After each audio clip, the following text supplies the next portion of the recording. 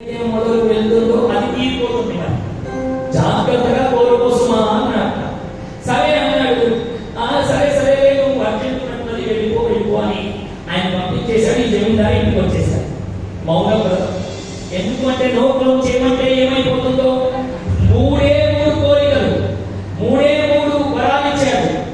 ఈ వరాలని బాగా జాగ్రత్తగా కోరుకోవాలని వాడి ఇంట్లోకి వెళ్ళి వాడి ఏకాంతంగా కూర్చున్నట్ట, వాడి రూములో కూర్చున్నాడు. కూర్చొని పెన్ను పేపర్ పట్టుకున్నట్ట మౌనంగా లెక్కలు రాస్తూ ఉన్నాడు. ఏం లెక్కలు రాస్తున్నారు? ఊళ్ళో వాళ్ళ దగ్గర ఉన్న సొమ్ము ఎంత, నా దగ్గర ఉన్న సొమ్ము ఎంత అంటే ఇప్పుడు అందరికంటే ఎక్కువ సొమ్ము వీడి దగ్గర ఉండాలి కాబట్టి లెక్క పట్టులు వేస్తూ ఉన్నాడు. కోరుకోవాలి కదా, నాకు ఇన్ని కోట్ల డబ్బులు కావాలి, ఇంత ఐశ్వర్యం కావాలని కోరుకోవాలంటే ఫస్ట్ ఉన్న లెక్క తెలిస్తే కదా అందరికంటే ఎక్కువ కోరుకోవచ్చు. అందుకని వీళ్ళు లెక్క పట్టులు రాస్తూ ఉన్నారు. అలా రాస్తూ ఉంటే భోజన సమయం అయింది. వాడి భార్య వచ్చి ఏమంటే భోజనాలు ఇవ్వండి అంటే